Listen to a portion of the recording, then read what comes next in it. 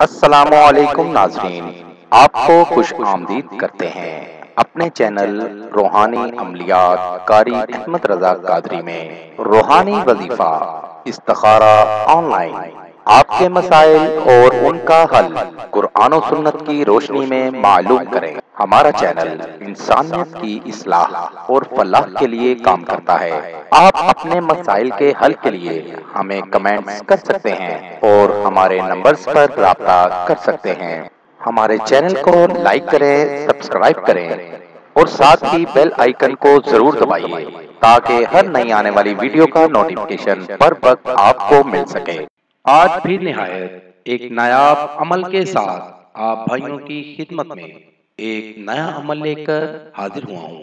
دوستو، ہمارے آج کے عمل کا عنوان ہے 11 مرتبہ پڑھیں 7 سمندر پار محبوب آپ کی محبت میں دیوانہ ہو جائے گا۔ دوستو، بہت ہی کمال کا عمل ہے۔ اس عمل کے کرنے سے آپ کا محبوب آپ کی محبت میں اندھا ہو جائے گا۔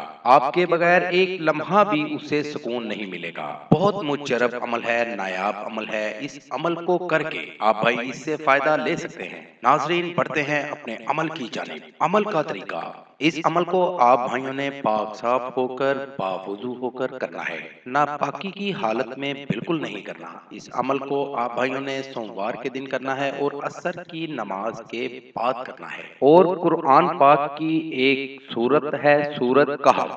اس سورت مبارکہ کو آپ بھائی کوشش کریں کہ زبانی یاد کر لیں۔ اگر زبانی یاد کرنا آپ کے لیے مشکل ہے تو کم از کم آپ کے دیکھ کر پڑھنے میں تیزی ہو۔ اس سورت مبارکہ کی آپ بھائیوں نے تلاوت کرنی ہے۔ سورت کہف آپ بھائیوں نے 11 مرتبہ پڑھنی ہے۔ اول آخر 7 مرتبہ درود شریف پڑھ لینا ہے۔ اگر درود ابراہیمی پڑھ لیتے ہیں تو زیادہ بہتر ہے۔ پڑھائی مکمل کر لینے کے بعد آپ بھائیوں نے دم کر دینا ہے اور دودھ کی کوئی میٹھی چیز بنا کر، کھیر بنا کر یا دودھ کی کوئی بھی آئٹم بنا کر آپ نے اپنے محبوب کو کھلا دینی ہے۔ اس پر دم کر کے محبوب کو کھلا دینی ہے۔ اس چیز کے کھاتے ہی آپ کا محبوب چاہے 7 سمندر پار بھی رہتا ہو، آپ کے پاس دوڑتا ہوا چلا آئے گا۔ بہت ہی نایاب اور مجرب عمل ہے۔ اس عمل کو کر کے اس سے فائدہ ضرور حاصل کریں۔ مزید معلومات کے لیے ہماری ویب سائٹ پر وزٹ کیجیے۔ نوٹ: ہمارا کوئی بھی وظیفہ کرنے کے لیے اجازت لازم ہے۔ وظیفہ کرنے سے پہلے کچھ صدقہ و خیرات بھی کر دیا کریں۔ ملیں گے دوبارہ اگلی ویڈیو میں ایک نئے وظیفہ کے ساتھ۔